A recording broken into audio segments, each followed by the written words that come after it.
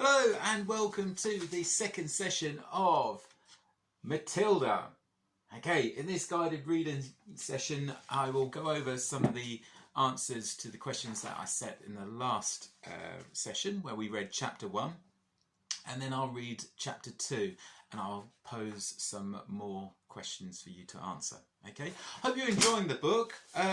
Matilda, as I've said in the past, is one of my favourites, and you can tell because how dogged the book is, and Lola and Fred particularly really love it. Okay, this next chapter is really funny because it's getting to know about Matilda's parents and about how they are and how they're, you know, they're not exactly the nicest people in the world, but Roald Dahl's got a way of putting a twist on things where even though they're unpleasant, he sets them up in such a way where you know something's going to happen to them. So, before I go through into chapter 2, which is called Mr Wormwood, the Great Car Dealer, I'm just going to go over some of the answers from the last session. So, the first question was, when did Matilda start to read? Well, she actually started reading and she's self-taught from the age of 3, which is quite impressive, isn't it? Describe how Matilda got books to read. Well, initially, before she went to the library, there was only one book in her house. I think it was How to Cook. I think it was How to Cook Easily or something. Easy Cooking for Beginners. It was something like that. It was a cookbook. And also she read newspapers as well, which were left around the house. And then afterwards, when she went to the library, she was able to read all the children's books initially, and then she went on to reading more sophisticated books. What is extraordinary about Matilda was the next question. Well, Roald Dahl writes that what's extraordinary about her isn't the fact that she's just so bright and intelligent, but she's also incredibly sensitive as well. And by that I mean that she is passionate about things, she is aware how to treat people, and she's an all-rounded, very talented girl. Okay, why was Mrs Phelps important to Matilda? Now, Mrs Phelps is actually one of the most important characters in the story, because I think without Mrs Phelps, Matilda potentially wouldn't have been who she becomes in the end.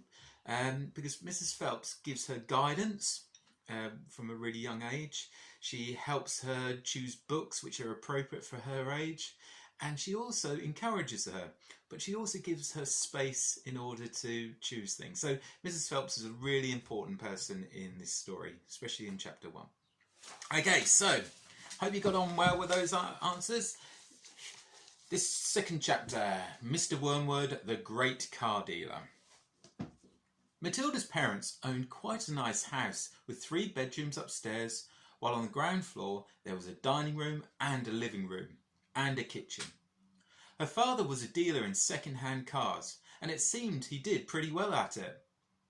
"Sawdust," he would proudly say, "is one of the great secrets to my success, and it costs me nothing. I get it free from the sawmill." "What do you use it for?" Matilda asked him. "Ha!" the father said. "Wouldn't you like to know?" "I don't see how sawdust can help you sell second-hand cars, Daddy." "That's because you're an ignorant little twit," her father said. His speech was never very delicate, but Matilda was used to it. She also knew that he liked to boast, and she would egg him on shamelessly. "You must be very clever to find a use for something that costs nothing," she said. "I wish I could do it." "You couldn't," the father said. "You're too stupid. But I don't mind telling young Mike here about it, seeing he'll be joining me in the business one day." Ignoring Matilda, he turned to his son and said, "I'm always glad to buy a car from some fool when some fool has been crashing the gears so badly they're all worn out and rattle like mad. I get it cheap. Then all I do is mix a lot of sawdust with the oil in the gearbox, and it runs as sweet as a nut." "How long will it run like that before it starts rattling again?" Matilda asked. "Ha! Long enough for the buyer to get a good distance away," the father said, grinning. "About 100 miles. "But that's dishonest, Daddy," Matilda said. It's cheating. No one ever got rich by being honest, the father said. Customers are there to be diddled. Mr Wormwood was a small, ratty-looking man whose front teeth stuck out underneath a thin, ratty moustache. He liked to wear jackets with large, brightly coloured checks, and he sported ties that were usually yellow or pale green. Now take mileage, for instance, he went on. Anyone who's buying a second-hand car, the first thing he wants to know is how many miles it's done, right? Right, the son said. So I buy an old dump that's got about 150,000 miles on the clock. I get it cheap, but no one's going to buy it with that mileage like that, are they? And these days, you can't just take the speedometer out and fiddle the numbers back like you used to 10 years ago. They've fixed it, so it's impossible to tamper with it unless you're a ruddy watchmaker or something. So what do I do? Well, I'll use my brains, laddie, that's what I do. How? Young Michael asked, fascinated. He seemed to have inherited his father's love of cookery. I sit down and I say to myself, how can I convert a mileage reading of 150,000 into 10,000 without taking the speedometer to pieces? Well, if I were to run the car backwards for long enough, then obviously that would do it. The numbers would click backwards, wouldn't they? But who's going to drive a flaming car in reverse for thousands and thousands of miles? You couldn't do it. Of course you couldn't, young Michael said. So, I scratch my head, the father said. I use my brains. When you've been given a fine brain like I have, you've got to use it. And all of a sudden, the answer hits me. I tell you, I felt exactly like that other brilliant fellow must have felt when he discovered penicillin. Eureka, I cried. I've got it. What did you do, Dad? The son asked him. The speedometer, Mr Wormwood said, is run off a cable that is coupled up to one of the front wheels.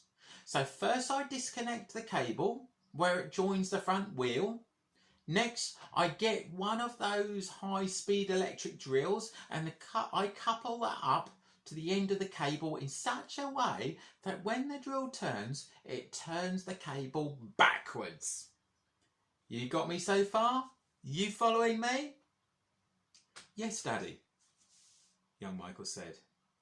Now, these drills run at a tremendous speed, the father said. So when I switch on the drill, the mileage numbers and the speedo spin backwards at a fantastic rate. I can knock off 50,000 miles off the clock in a few minutes with my high-speed electric drill. And by the time I've finished, the car's only done 10,000 and it's ready for sale. She's almost new, I say to the customer. She's hardly done 10,000. Belonged to an old lady, only used it once a week for shopping. Can you really turn the mileage back with an electric drill? Young Michael asked. I'm telling you trade secrets, the father said. So don't you go talking about this to anyone else.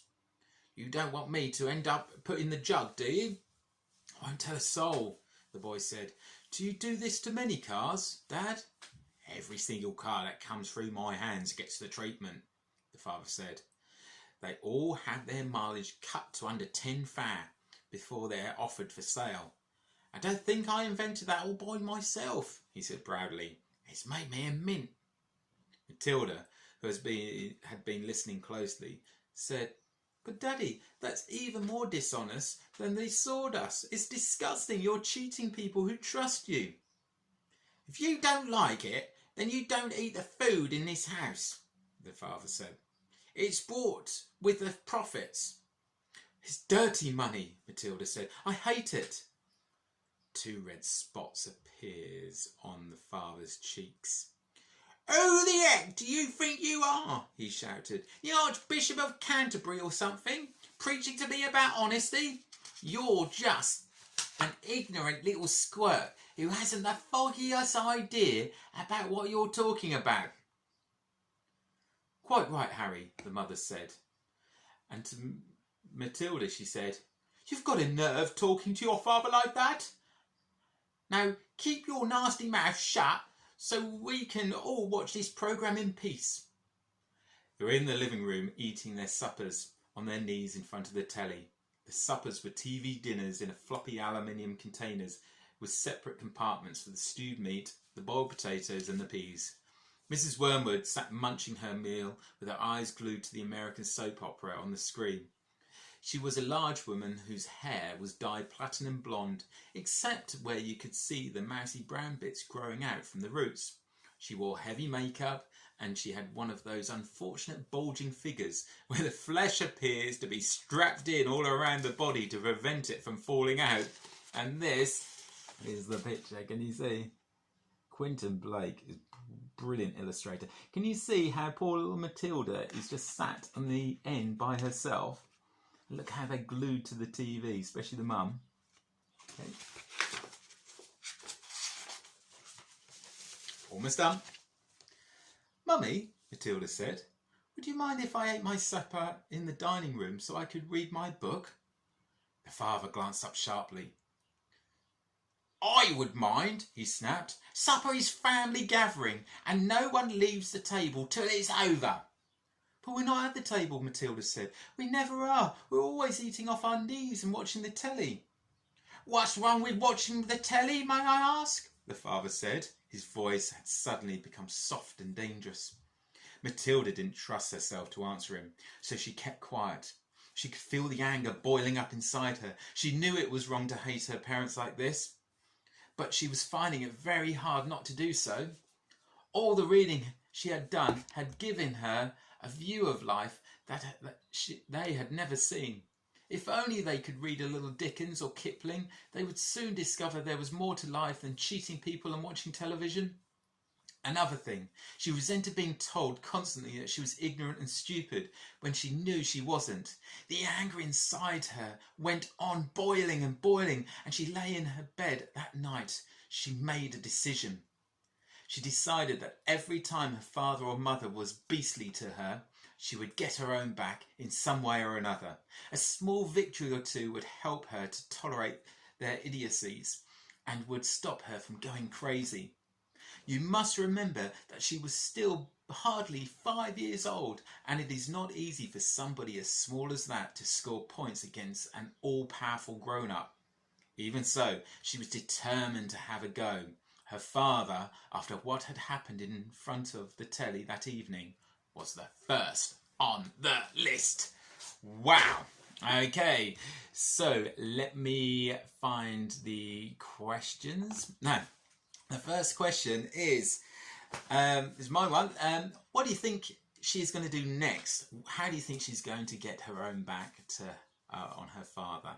She's going to play a trick. I wonder if you know. Okay. The next question is a retrieval question. It is, what is Mr Wormwood's job? I think that's quite an easy one. What is his job, do you think?